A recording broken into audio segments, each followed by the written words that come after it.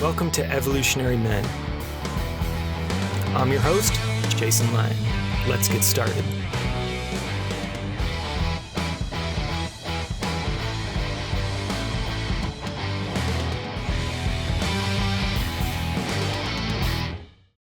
All right, guys, welcome back. And on this episode, I want to talk about the problem with polarity. Or in a sense, maybe it's not so much a problem, just a big misconception. And here's the deal. If you haven't heard about it before, polarity is just the term we use to talk about the interaction between masculine energy and feminine energy, or how we create erotic charge and polarity in an intimate relationship. And we use the analogy here of magnets, right? If you have two magnets, if one is positive and one is negative, there's a force of attraction between the two. If they're both the same, they push each other apart. And one of the many challenges of modern relationships is a lot of relationships are depolarized or have a reverse polarity, which causes there to be an either repulsion or just a lot of neutral flat energy. So polarity is the practice of how do we create that charge in our intimate relationship? And we tend to use the terms masculine and feminine, but you can use whatever terms you want for these that are disconnected from the baggage of those terms, right? I say feeling and perspective, there's go and flow, there's life and death, there's movement and stillness, there's consciousness and light, and there's alpha and omega. Again, doesn't matter what you call them. But here's the deal. Polarity, because it's polarity, is sexy. It's easy to sell. We want to have that capacity inside of ourselves to create turn on for the people we're most attracted to. And it's an easy sell in the sense we all want to have that capacity, and sexy things look sexy. So they're really easy to show in workshops or online and social media, or to talk about, right? Oh my God, polarity. I want to drop into my masculine, have her open into her feminine. I want to help a partner orgasm with just my breath. I want to flow and move in a way that really pulls my partner's attention in. Again, these are all great things, and these are skills and capacities we can train in and improve. We can get better at being in the more feminine side of ourselves and in the more masculine side of ourselves. But here's the deal. I've been in the polarity world for a while. I've studied with some amazing teachers. I practice it with my wife, and I'm grateful for all of that and thankful for all the training and tools I've learned. I've been listening to David Data for decades at this point, and it's really good stuff. But where it's gotten kind of hooked into the social media thing that creates a problem, I think, is that here's the deal. Polarity is easy. And what do I mean by that? Well, we're going to hit certain limits in ourselves and whatnot, but the tools and the practices to learn polarity, you can basically pick up in a weekend workshop. It's not as complicated as we sometimes think it is. So learning the practices of how to still ourselves, get grounded as men, learning the practices of how to open and soften if we're holding the feminine pole. These are things you can pretty quickly get led through.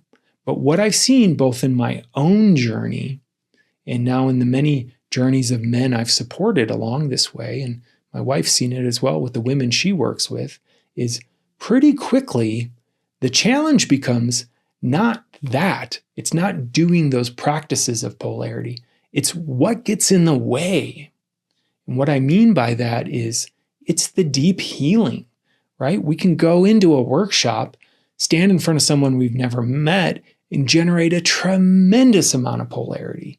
And what a lot of people, myself included, have discovered is it's much easier to do that in a workshop with a stranger than it is with the committed partner you've been in relationship with that you have all this friction around. And oftentimes, what actually gets in the way of the polarity is the deep work inside of what's unhealed inside of ourselves that gets in the way. right? This could be attachment wounding from when we were kids. This could be self-neglect, and particularly as us men, us just not taking care of our bodies. So we're too wound up and stressed to even be able to relax into our masculine. This could be old wounds and unprocessed hurts in our relationship itself, or the patterns of communication we've created over long, long periods of time. And so it's super sexy and easy, in a sense, to sell polarity as the fun thing.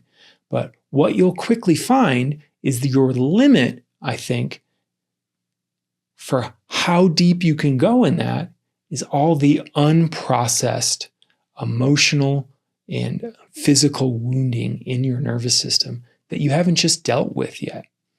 And so there's a deeper type of skill building and capacity that has to be created there. And that's what takes therapy, that's what takes men's groups, that's what takes coaching, that's what sometimes even takes rehab, in a sense, of our bodies or our souls or whatever that might be. And that part is hard. To me, it's a lot harder than standing in a polarized practice, which I can do on demand. Now, even one of the challenges I often find in my relationship, and I've seen with a lot of guys, is, well, yeah, there's something in the way of me even stepping in to doing those practices, and that's often this unresolved wounding, shadow stuff, you name it, what I kind of call the shit work of life. It's the unsexy stuff we have to work on so that when we step into these highly practiced, cultivated, polarized spaces, we're ready to go with our partners. And again, you can have a deeply polarized experience with someone you've never met before and have very little connection with or trust with, in a sense. Now, trust can accelerate that for sure, but it is possible to have a polarized experience with someone you have no trust or connection with, right? That's how attraction often works in the world. Now, the harder thing in relationships, and what I do tend to point more men to in my Pillars of Presence program, is that what you want to look for is the partner you can do the deep healing work with that allows you to, in a sense, get back to that place of zero to then polarize.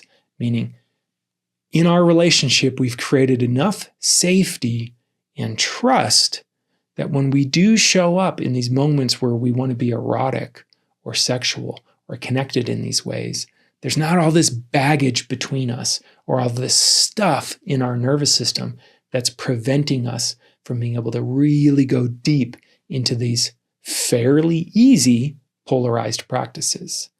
Again, yes, some of them can be challenging, and that's the point, but overall, it's much easier, right? You can pop on a video and drop into these spaces pretty quickly. But what's going to be a much bigger issue is why you don't want to pop on the video in the first place, or what happens when you do drop into your deep, grounded masculine and your partner doesn't open up and you feel dropped, or vice versa. These are the wounds of relationship. And so the thing to often look for in relationship is not, who am I highly polarized with? That is much easier to create. It's something I've talked about before. Than the deep safety, trust, and connection. And here's the thing, willingness to come back to working these hard parts in the relationship, right? One of my favorite new phrases I heard from a therapist was, we want to be in a relationship where both partners are allowed to regress into vulnerability. What does that mean? It just means everyone, I don't care how much fucking work you've done, there's going to be points in your life where you get triggered and relapse into these old, wounded parts of yourselves and aren't showing up as your full, wise adult. And in those moments, your partner sometimes has to hold you while you regress into that vulnerability. And then you're able to bring yourself back and come back to the wise adult. Now, no relationship should be set up so that's always one person. That's a huge red flag. You both want to have the capacity and willingness to allow each other to go there sometimes. Meaning, I'm okay with you getting triggered sometimes. You don't have to be perfect. And I expect that in return as well. And when we can hold each other in that and create the safety, create the trust to keep going deeper and deeper and working these wounds, these patterns, these attachments, what happens is we clear the decks. And the more we clear the decks, the easier it is to drop into polarity. Because the practices themselves, like I said, aren't that complicated.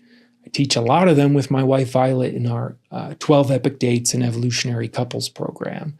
And the majority of that program actually isn't polarity. It's how to create the safety, trust, and connection and work through conflict or come back to harmony or even just have some fun with each other and build the muscle and habit so that when we show up to these relational moments, we're actually able to participate.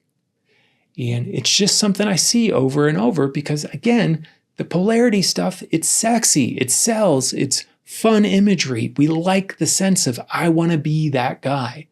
But what doesn't sell, what isn't as sexy to put online, is all the hard healing work that often has to go on underneath the surface to create that, right? You can have a highly polarized relationship that is unbelievably dysfunctional and unsafe. Work with guys all the time that are in that space.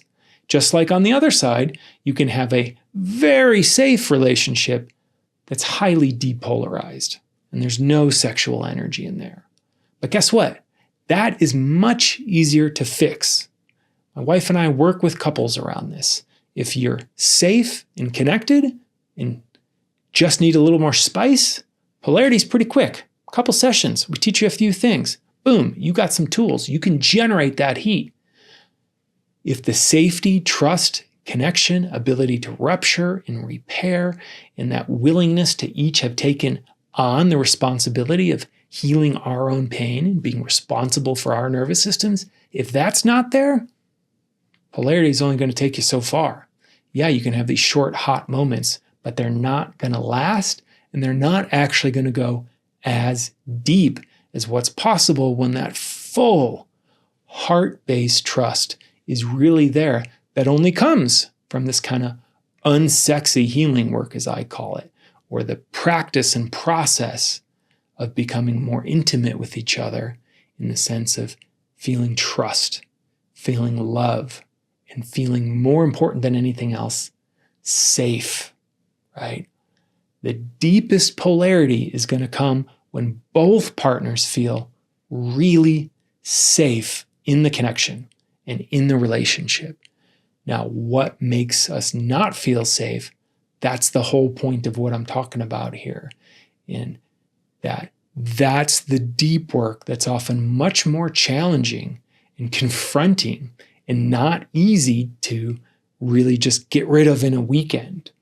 This is where we have to sign up and do therapy, do coaching, get into men's work, get into programs, do shadow work, all of these things that I tend to work with men around, so that, lo and behold, when those moments come and we want to turn on the erotic charge, we're really available for that. And we've removed the blocks from doing so in a way that it can be sustainable and on demand and doesn't have to just happen in the container, the highly structured container of a workshop or a coaching session or whatever that might be. So I love polarity. It's an incredible skill and tool set to cultivate as a man and to be able to bring into modern intimate relationships. But the thing is, that is the easy part, right? Again, you can come in and learn that stuff really fast. A couple of practices. It often only takes a couple of minutes. But it's all the other gunk around it that gets in the way of relationships that is so much more challenging and takes so much more work and frankly isn't nearly as sexy to promote in advertising, etc. And so polarity, it's having a moment in the sphere. Everyone wants to be a polarity teacher. But again, my argument is that's the easy part, right? You're going to pretty quickly come up against your limits of the unhealed stuff inside your nervous system really fast as you practice that. And that's much more challenging, and it takes a much deeper level of commitment. But if you stay committed to that and fixing that, it's so much easier to just sprinkle the polarity in. But if you're not willing to do that, yes, you're going to have these short, highly polarized moments, but they're not going to be as deep and they're not going to be sustainable because you're going to keep recreating the same patterns and wounding over and over and over again that inevitably make it hard to step into that safe place with a partner. If you're interested in getting my help around that, I work with men. You can just go to evolutionary.men/apply to learn about and have a call about the Pillars of Presence program. You can go to evolutionarycouples.us if you want to do 12 epic dates with my wife Violet and I, which you can do in partnership. And I got the shadow work program, heartofshadow.com, and live retreats, evolutionarymen/retreat if you want to get involved there. This stuff can be handled, and you got to do both. That's the good news and the bad news, guys. The polarity is the sexy part. It's actually the pretty quick part. It's everything else that's challenging, and that's where I'm really going to invite you to step in and lead yourself or lead your relationship, because then it's just much easier to have healthy, satisfying, long-term polarized partnerships. All right. Until next time, guys.